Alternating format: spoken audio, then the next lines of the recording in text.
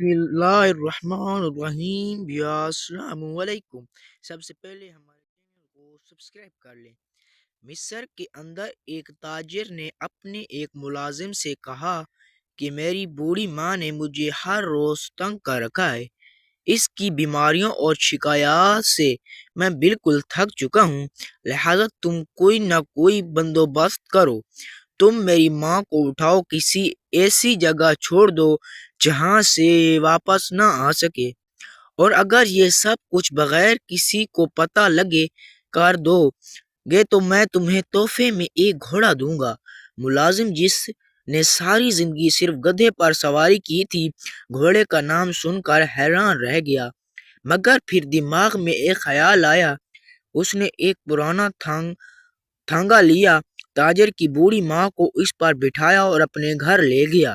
واپس آ کر مالک کو بتایا کہ وہ بوڑھی ماں جنگل میں چھوڑ دی گئی ہے، جہاں شاید جنگلی جانور اسے کھا جائیں گے۔ اور پھر وہ نوجوان گھر میں اسی بوڑھی کی خدمت کرتا رہا، جب کہ تاجر کو اس کا بالکل علم نہ تھا۔ وقت گزرتا رہا اور 1 سال بعد وہ بوڑھی عورت نوجوان کے پاس آئی اور بولی، ہمارے گھر کے گودام کے اندر زمین میں ایک صندوق چھپا ہوا ہے، تم سے نکالو تو تم میرے بیٹے سے ہی بڑے تاجر بن سکتے ہو۔ نوجوان اگلے دن کام کے بہانے موقع پاتے ہی گھڑا کھود کے صندوق نکال آیا، اور جب اسے کھولا تو اس کے ہوش اڑ گئے، کیونکہ اس میں مال و دولت کے بجائے یہ وہ درد تھا جب مصر کی سرزمین پر سلطان صلاح الدین ایوبی رحمۃ اللہ علیہ کے انصاف کی چھایوں کے تلے قاہرہ کا بازار اپنی پوری آب و ہوا تاب کے ساتھ سانس لے رہا تھا۔ تنگ گلیوں میں صبح سویرے ہی تاجروں کی آوازیں گونجنے لگتی، کہیں کپڑے خریدے جا رہے ہوتے، کہیں اناج کے ڈھیر لگے ہوتے، اور کہیں اونٹوں کی گھنٹیوں کی آواز فضا میں رچ بس جاتی۔ اسی بازار کے اندر ایک نوجوان ہر روز طلوع فجر سے پہلے آ کر کھڑا ہو جاتا۔ اس کے پاس نہ کوئی دکان تھی، نہ سرمایہ، نہ زمین، اور نہ ہی کوئی سہارا۔ اگر کچھ تھا تو صرف اس کے مضبوط بازو اور ایک صابر دل جو اللہ پر بھروسہ کیے ہوئے تھا۔ سردیوں کی یک بستہ ہوائیں ہوں یا گرمی کی جھلسی دینے والی دھوپ، وہ کسی دن بازار آنا نہیں چھوڑتا تھا۔ جو کام ملتا وہ کر لیتا، اور کبھی یہ شکایت نہ کرتا کہ یہ کام اس کی طاقت سے زیادہ ہے۔ دن بھر وہ بھاری بوریاں اٹھاتا، تاجروں کا سامان ایک کونے سے دوسرے کونے تک پہنچاتا، پسینے میں شرابور ہو جاتا، مگر اس کے چہرے پر کبھی جھنجھلاہٹ نہ آتی۔ شام ڈھلتے ہی جب اس کی ہتھیلی میں چند چاندی کے سکے رکھے جاتے تو وہ انہیں یوں دیکھتا جیسے کوئی بڑا خزانہ مل گیا ہو، کیونکہ انہی سکوں سے اس کے گھر کا چولہا جلتا تھا۔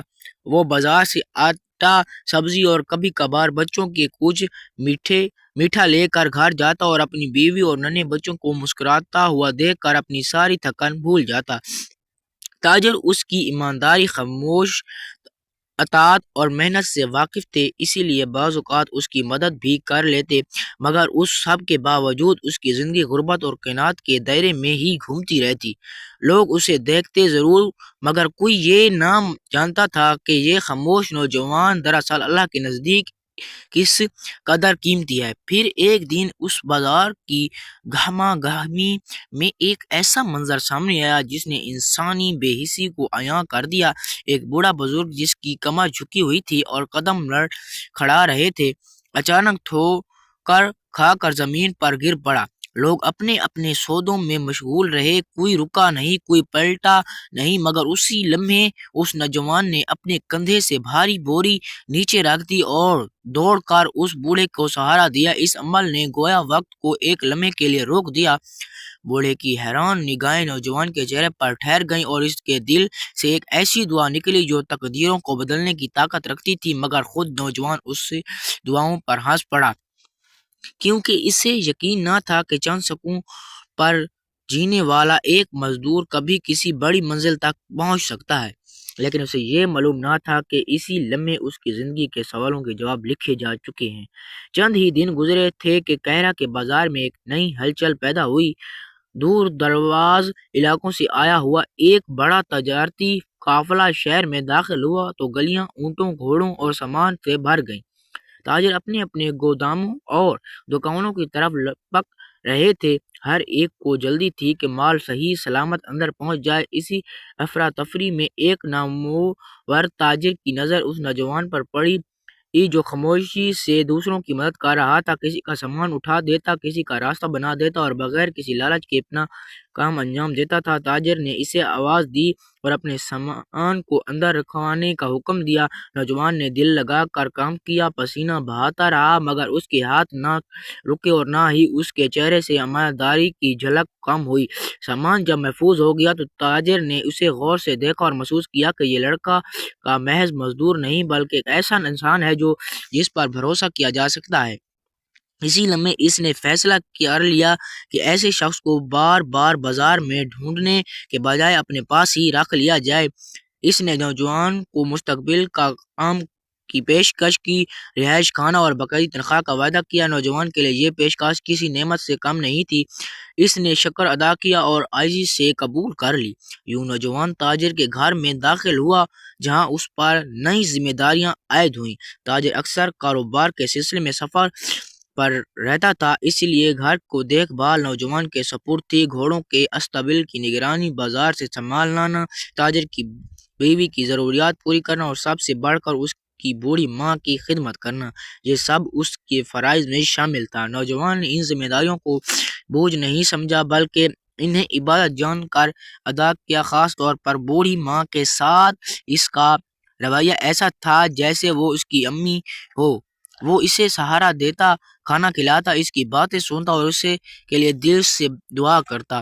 وقت کے ساتھ ساتھ بوڑھی ماں کا دل اس نوجوان کے لیے سے بھر گیا، مگر یہی محبت اور کی آنکھوں میں گھٹکنے لگی۔ تاجر کی بیوی یہ سب دیکھتی رہی، اس کے دل میں ایک انجانا سا حسد اور بے چینی جنم لینے لگی۔ اسے محسوس ہونے لگا کہ گھر میں اب اس نوجوان کی قدر ماں کے دل میں اس سے زیادہ ہو چکی ہے، اور یہی بے چینی آگے چل کر ایک ایسے فیصلے کی بنیاد بننے والی تھی جس نے سب کچھ بدل دینا تھا۔ وقت گزرتا رہا اور نوجوان کی خدمت ہر دن بڑھتی گئی۔ اس نے نہ صرف تاجر کے گھر کے کام کو ایمانداری سے انجام دیا بلکہ بوڑھی ماں کی ہر خواہش کا دھیان رکھا۔ وہ دن رات محنت کرتا، گھوڑوں کے اسطبل کی صفائی کرتا، بازار سے سامان لاتا اور تاجر کی بیوی کی ضروریات پوری کرتا، مگر سب سے بڑھ کر اس نے بوڑھی ماں کے دل میں اپنے لیے محبت اور احترام پیدا کر دیا۔ اس خدمت کی مٹھاس اور وفاداری نے نوجوان کو تاجر کے گھر کا ناقابل متبادل حصہ بنا دیا۔ لیکن زندگی کی راہیں ہمیشہ آسان نہیں ہوتی۔ تاجر کی بیوی نے نوجوان کی وفاداری اور بوڑھی ماں کی محبت دیکھ کر اندر ہی اندر حسد اور پریشانی محسوس کی۔ اس نے اپنے شوہر پر دباؤ ڈالنا شروع کر دیا کہ وہ نوجوان کی رخصت کر دے یا کم از کم اس کی تنخواہ بڑھا کر اسے زیادہ مشقت پر مجبور کرے۔ اس دباؤ کے نتیجے میں تاجر نے ایک دن نوجوان کو اپنے پاس بلایا اور کہا، اے نوجوان، میں تمہاری تنخواہ دگنی کر دوں گا، مگر اس کے بدلے تمہیں ایک کام کرنا ہوگا۔ نوجوان حیرانی سے پوچھا، کون سا کام آقا؟ تاجر نے جواب دیا کہ کل ایک تجارتی قافلہ مصر سے شام کی طرف جا رہا ہے، تمہیں میری بوڑھی ماں کو اس قافلے کے اندر بٹھا کر شام کے بازار میں چھوڑنا ہوگا اور کچھ سکے دے کر انہیں کہیں دینا کہ وہ وہاں رکیں۔ اس کا مقصد یہ تھا کہ گھر میں سکون بحال ہو جائے اور بیوی کی ناراضگی دور ہو۔ یہ سن کر نوجوان کے دل میں ایک عجیب الجھن پیدا ہوئی۔ سوچا کہ یہ کیسے ممکن ہے کہ وہ اپنی ماں کو جس کی خدمت اس نے دل و جان سے کی، اجنبی قافلے کے حوالے کر دے۔ یہ حکم نوجوان کے لیے امتحان تھا، نہ صرف وفاداری کا بلکہ ضمیر اور انسانیت کا بھی۔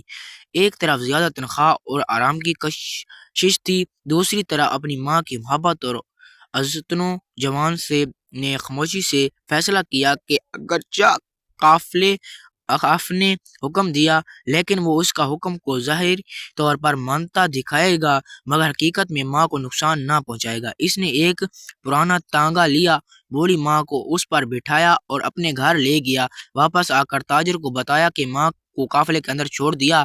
تاجر خوش ہوا اور بیوی کی ناراضگی دور ہو گئی، مگر نوجوان جانتا تھا کہ اصل کامیابی اور امتحان تو ابھی باقی ہے۔